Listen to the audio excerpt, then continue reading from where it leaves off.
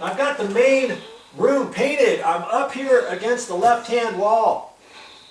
And I'm not left-handed, so it's kind of hard to then flip your roller around because it's kind of at a slight angle. So I'm going to turn around this way and run this way over here because I have my craft paper here. Very simple. I'm just going to drag this into place and get it resituated.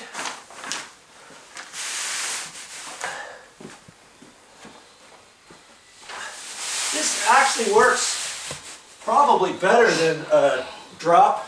I'm kind of used to running the craft paper and it just seems to do okay. I still don't have much paint on this. The only paint I've got dripped is right here. Now that's dry even. I can walk on that, whatever.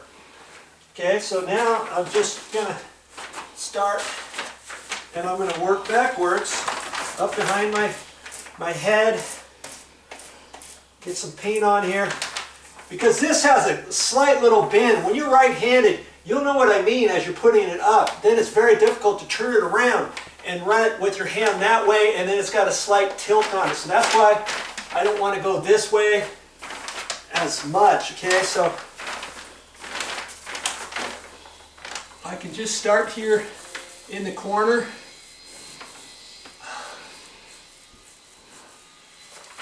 I've got constant pressure on it right up against there. It's still going to have to be cut in, okay? But I've got a good control over it when I'm going right to left. Now if you're left-handed, you might want to start on the other edge of the wall, the ceiling first, okay? Just like that.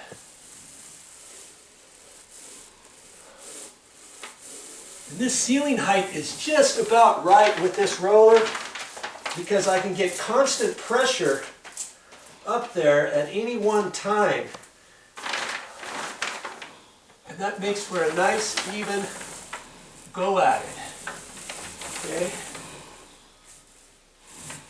You don't want to build up too much paint at the very end of your wall. You know, your ceiling right there. You don't want to start your paint too close to the wall, then you're going to get an edge. You want to start back here, get some of the paint off, then come back over and go up against here. And like I said, I'm not too concerned about it hitting the wall because the wall is going to be the same color. So we lucked out with that. Had it been a different color, then we'd have to decide what to do. What I'd probably do is still do the ceiling the same way and then painting the wall, then I'd have to cut that into the ceiling. Always best. You're painting the entire room, do the ceiling first, cut it in. If you get some on the walls, that's okay. Then you go back when you're painting the walls and cut in the walls. Okay. I got a nice even flow on there. And that section is done. Ready for the next go.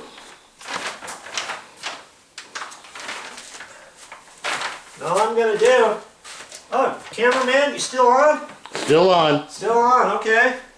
Show me a little bit more. We're showing real time here.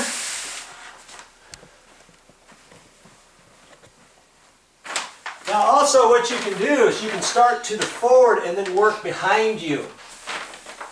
You know what I mean? Here I'm working behind me and going forward. I don't really have to do that. The other section I started in front of me and then kind of backed up and went back. But I think I can do it this way.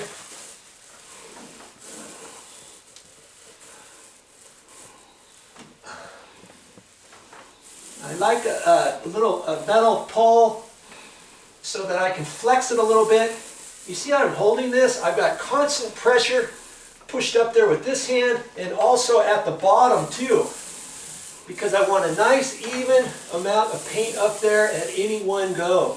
I don't want any holidays, I don't want any flash marks, I don't want any lines up there after it dries, especially if it was a smooth ceiling.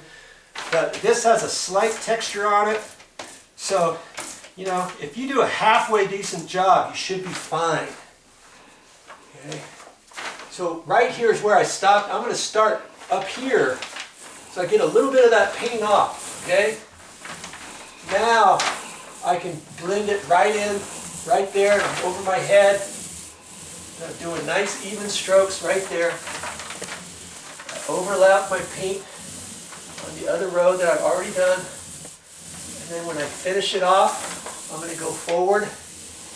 I'm going to let off, just like that. Okay? Now that is all blended in nice and even, and I can just keep moving it on. See, I haven't been on this ceiling that long. With the mini roller, I don't want you scoffing, thinking, oh, that's going to take me forever. It's really hasn't taken that long. How long do you think I've been on the ceiling, Tony? Maybe a half hour. Yeah, about that. If I didn't stop and talk to you to show you how it's done too, okay? But that's what this video is all about. I want you to be just as good as Joe and Average Joe, but we're going to do it right and make it look like a pro. Now here's that little hallway return. I'm okay, I'm just running the video. So I moved the craft paper this way, and I'm just going to go that direction right up here, okay? I'll let it run here and get a little bit of paint on my roller. I think you can see where I stopped. Here's the paint that's coming across this way. So I've got plenty of paint on my roller. I want to start back here, okay? Before I come out, I don't want to build up too much on the outside. And I'm glad I took that trim off. See how much easier it is to go around this can light fixture? Got the trim up there. You know, it's all, got it all nice. Now when I have most of the paint off, now I can continue it up over there like that. Back and forth, blend it, constant pressure. And then I can take the last little bit of paint up against the wall. I don't want to get too much fat paint right up against the wall. Okay? That's all I'm going to do. And I'm going to dip my roller again. I'm going to go some more. So I'm going to start about in the middle, go almost all the way like that. Now come back and go to the wall. Now I can blend it all in, and I can feel how much paint's up there. It's a little bit of feel too. You can tell as you're blending it in how much you should do it. Got constant pressure up there. I'm going nice and even. I'm going to try to keep those even strokes on there. Now see, I'm up against the wall. I'm not going to go backwards this time. I'm going to be able to do it. It's just going to be a little bit trickier. Okay, I'm going to try it with my right hand with the roller. Usually I've got my right hand up first, or my right hand at the end of the pole. This time I got my left hand at the end of the pole, and I have to kind of angle it a little bit. You just have to try it and see. You know, now I can walk it back a little bit and get that right in there. I can flip. Now I can go this way because I'm beyond the wall. And I'm just gonna, some nice even strokes here to blend it in with the last row that I did. Okay, just like that.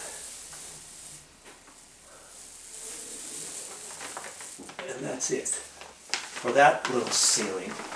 Okay, keep it going. You're doing it. Yeah, time to paint some more ceiling. Here's the kitchen area, and I just ran the craft paper the other direction now. Just ran it through here, just one piece. And I'm kind of glad. Let's get that light off. Okay, can you see that? I guess you can. I'm going to get up there and do a little bit more painting right there. Another reason why I like the mini roller, because I can get it up in different areas and still put the same amount of pressure on it any one go. And with the 9-inch, it's hard to extend it out that far and have it constant pressure up against the ceiling as much as you want, and then continue it wherever. Okay. So this, try that. Try the 6-inch mini roller next time and see. I really haven't had much paint splatter either. And it's actually going pretty good. So I can stretch it out there further. And I still got plenty of pressure on the roller at any one time. So I know I'm getting the coverage nice and even up there. Okay? And I can extend it. And I can still reach above the cabinets just with this mini roller and get it nice. Okay. The pole's flexing a little bit and I feel it in my arm a little bit, but you know, try it and you'll get her.